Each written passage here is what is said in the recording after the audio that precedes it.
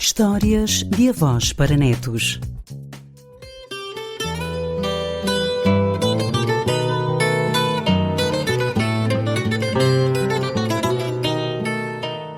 Curiosidades e histórias.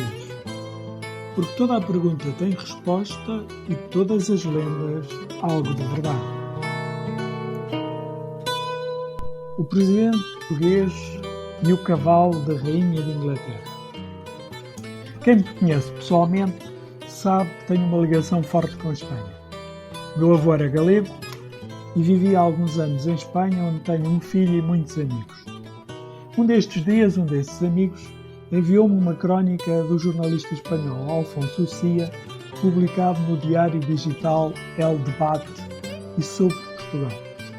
Tem algumas imprecisões, mas dá uma visão interessante das diferenças entre portugueses e espanhóis e relata um episódio divertido com o ex-presidente Ramalhianos.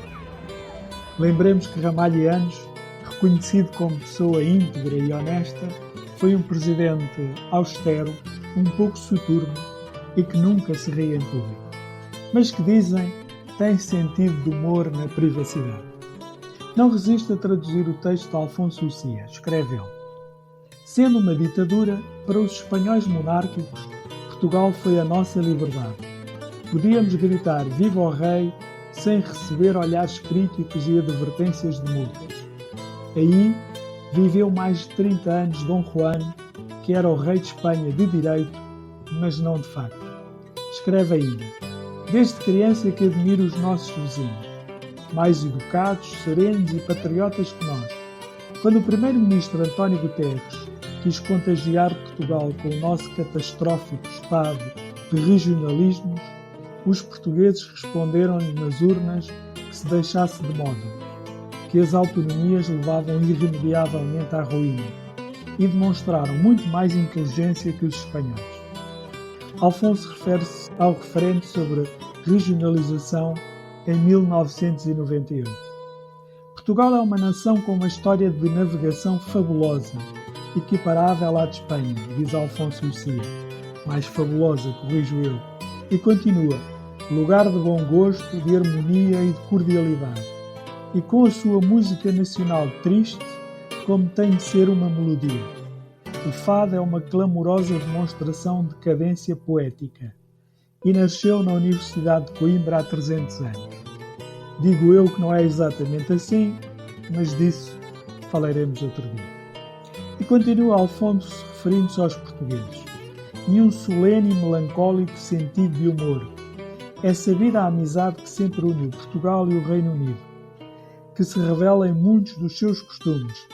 A decoração dos locais públicos em Portugal, por exemplo, é inglesa, luzes baixas, cálidas, conforto. Em Portugal fala-se falando, não gritando, e muitos espanhóis trataram os portugueses com uma superioridade que não existe. A existir, e tendo como primeira qualidade de civilização a boa educação, são superiores os portugueses.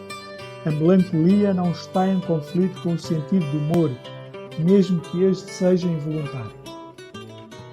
Passada a Revolução dos Cravos, que terminou com a ditadura de direita, implantou-se outra ditadura, agora de esquerda, mas que durou pouco.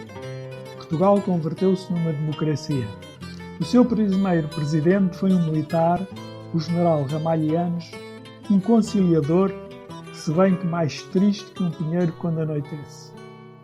E para a sua primeira viagem oficial escolheu Londres para reafirmar a histórica amizade luso-inglesa. O que passa a narrar é rigorosamente verdade, escreve Alfonso. Ramalho e a sua mulher aterraram em Gatwick e desde aí seguiram de comboio até à estação de Vitória, onde excepcionalmente os aguardavam a Rainha Isabel II e o Duque de Edimburgo, com 2 batalhões de honra da Guarda Real e dos Dragões da Rainha. O Duque de Edimburgo e a mulher de Ramalhianos ocuparam a segunda charrete e a Rainha e o Presidente português a primeira. A comitiva iniciou marcha a caminho do Mall e do Palácio de Buckingham. Ao rodear a estátua de Nelson na Praça Trafalgar, um dos cavalos que puxavam a charrete da Rainha deu um peio. A posição da charrete, na diagonal em relação aos cavalos enquanto faziam a curva, fez com que os vapores aerofágicos do cavalo entrassem no interior da charrete. A rainha, com a sensibilidade anfitriã, desculpou-se perante o general. "Perdão, Sr. Presidente", disse ela. Para seu espanto, o Presidente aceitou as desculpas desta maneira. "Não se preocupe, Majestade. Eu pensava que tinha sido um dos cavalos." Pedi autorização e escrevi-o na altura. No dia seguinte, o meu artigo foi traduzido e publicado em todos os jornais de Portugal. O embaixador português, em Madrid, convocou-me para um restaurante. Queria saber quem tinham sido as minhas fontes de informação. "Embaixador", respondi eu, "há muito tempo que a Rainha de Inglaterra não fala comigo. Aliás, nunca o fez.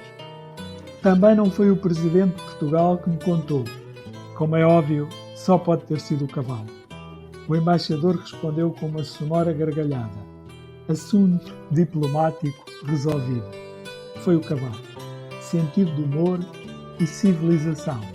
Um feudo português. Escreve ainda Alfonso sobre a atualidade portuguesa. Agora o primeiro-ministro socialista perdeu o apoio da esquerda radical e solicitou ao Presidente a convocatória de eleições. Portugal tem a sorte de ser uma grande nação sem nacionalismos bacocos. Direitas e esquerdas são igualmente patriotas e um primeiro-ministro socialista-democrata nada tem a ver com um viciado na mentira e no poder como o Presidente do Governo de Espanha. Nenhum português admitiria que o seu governo fosse suportado por terroristas e inimigos de Portugal. Conto para que sorriam. Conto para que saibam que aqui ao lado, com uma paisagem igual à nossa, existe uma nação exemplar a quem sobra a dignidade que a nós nos falta. Este texto de Alfonso Lucia mostra também que, olhando de fora, é mais fácil ver as virtudes que temos, porque aqui dentro a tendência é que vejamos apenas defeitos.